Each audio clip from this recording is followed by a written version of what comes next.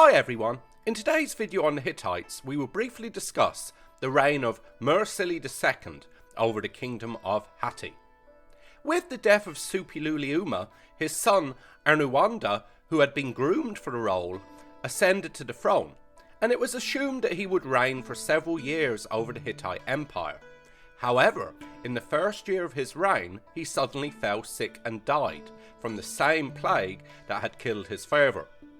As a result, another son of c.1321, Mursili II, unexpectedly inherited the throne in circa 1321 BC. Compared to Arnold, Mursili appears to have been unprepared and lacked any real experience to be king over the empire.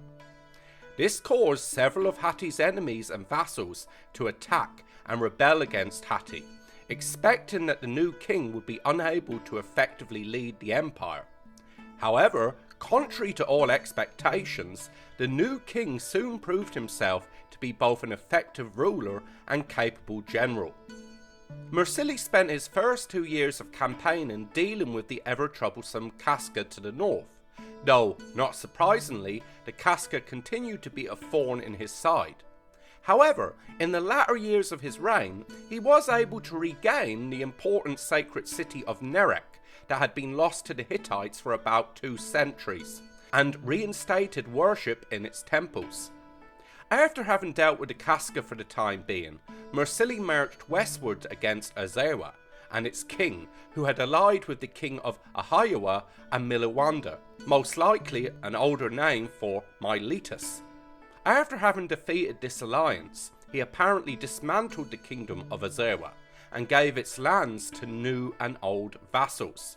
He also had around 65,000 people deported from Azawa to the Hittite heartland, to both weaken the region and to replenish his own population, which was still suffering from the plague. Meanwhile, Mursili's older brothers maintained control of Hatti's empire in northern Syria and suppressed any local rebellions. However, in the king's 9th year, disaster struck when both brothers apparently died in the same year.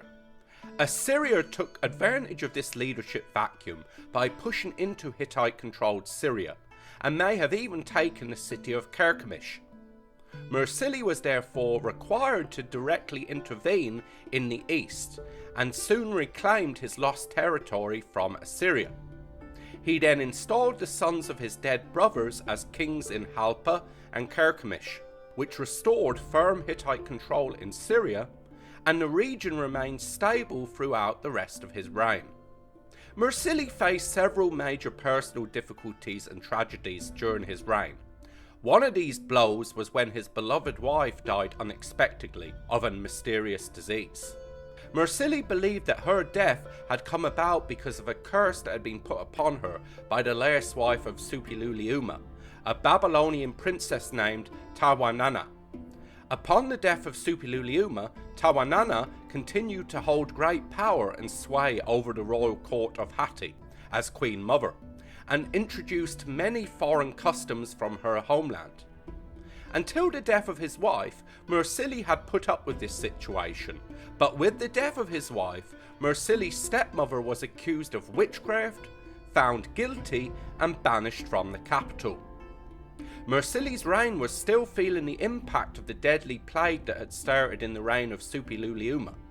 In an attempt to deal with this ongoing national disaster, he consulted the gods through oracles, so as to find out the cause of this devastating sickness. The oracles declared that the plague was a divine judgment brought about by the sins of c.1321. The first being his murder of Tadhalia the Younger, the second for not having honoured the god of the river Euphrates, and finally for breaking an old treaty. In response to this news, Mursili enacted a program of religious rituals to appease the gods. He even went as far as composing a prayer of forgiveness known today as the Plague Prayers, that was read aloud every day, asking the gods to forgive the sins of his father, to restore the fortunes of Hatti, and to remove the plague and place it upon his many enemies. The plague apparently ended in the latter part of his reign. Even though Mursili apparently never contracted the devastating disease, he was struck with an unexpected physical affliction. While he was travelling to celebrate a religious festival, a massive thunderstorm broke out overhead, which resulted in the king temporarily losing his voice, though apparently he soon recovered and forgot about the incident. However, one night, several years later, he dreamt about the terrible storm, and he again lost his voice. It's possible that the king suffered from either minor strokes or from extreme shock that caused him to lose his ability to speak. This affliction was attributed to a divine judgment after the king had offended a local storm deity. The king made the advised atonement for his sin, but it is unknown if the king fully recovered or not, though it seems that whatever happened, it did not hinder his ability to rule effectively over the kingdom and empire. Even though Mursili's reign faced a rough start, along with several personal and national difficulties along the way, the king would reign for about 26 years over Hatti, and by his death in circa 1295 BC, the empire was stable and prospering when it was passed on to his son. Thank you for watching. If you enjoyed this video, please don't forget to leave a like, comment and subscribe for more videos every second Friday.